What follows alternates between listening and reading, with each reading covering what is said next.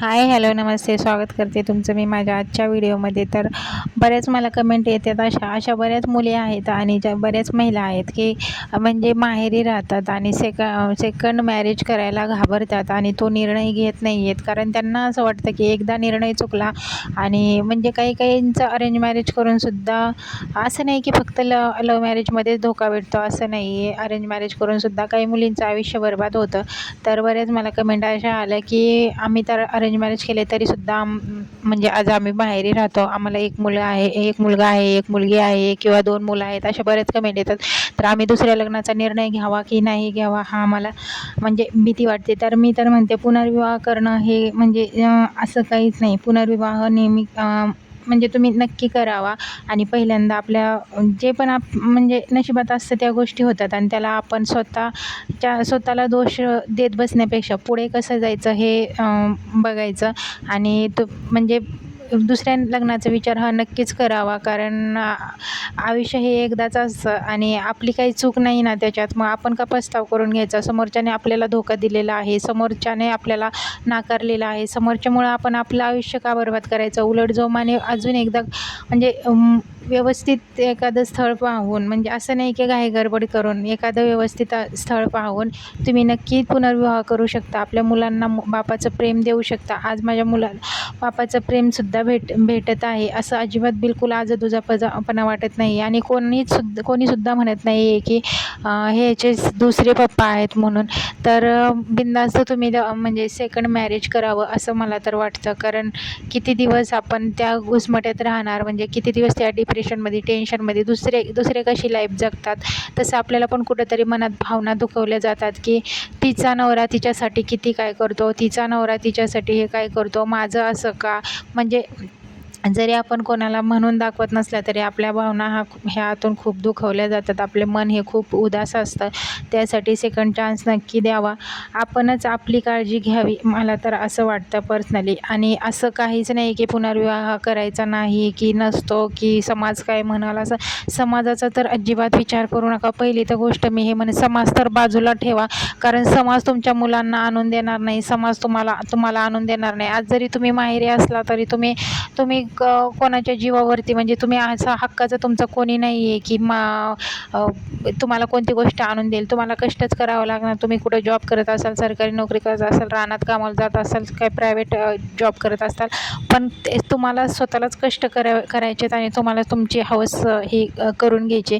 असं तुम्हाला म्हणजे एक दिवस जरी कंटाळा आला तरी असं नाही की आपण घरात झोपून राहू शकतो. पण आपल्याला असं वाटतं की नाही बाई, मी जर घरात झोपून राहील तर घर हे माझ्या जीवावर आहे, मला पैसे कमवायचे आहेत, मला कष्ट करायचं आहे.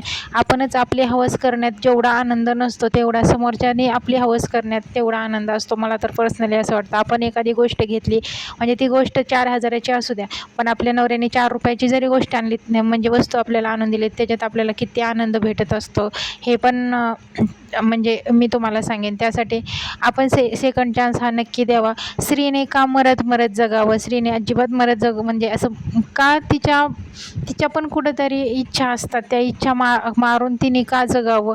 ह्याच ठिकाणी जर पुरुष असेल तर पुरुषाला लगेचच बोललं जातं की बाबा तुझी मुलं आहेत, तुझी भाकरीची तुकड्याची सोय नाही आहे, तू दुसरं लग्न कर, असं म्हटलं जातं.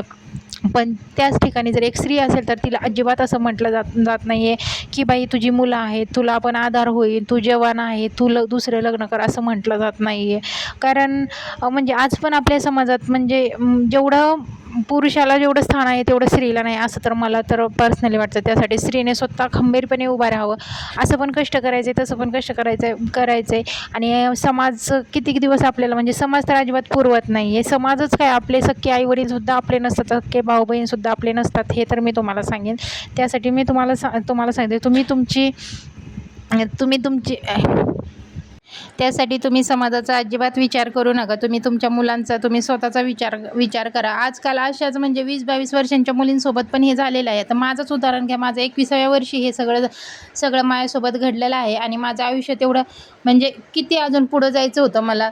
त्यासाठी पण मी पण निर्णय घेतला होता आणि मी माझ्या मुलासाठी पण आणि आता म्हणजे मुलासाठी पण आणि स्वतःसाठी पण. असं नाही की मी फक्त मुलाचं कारण पुढं करते, मी माझ्या साठी पण.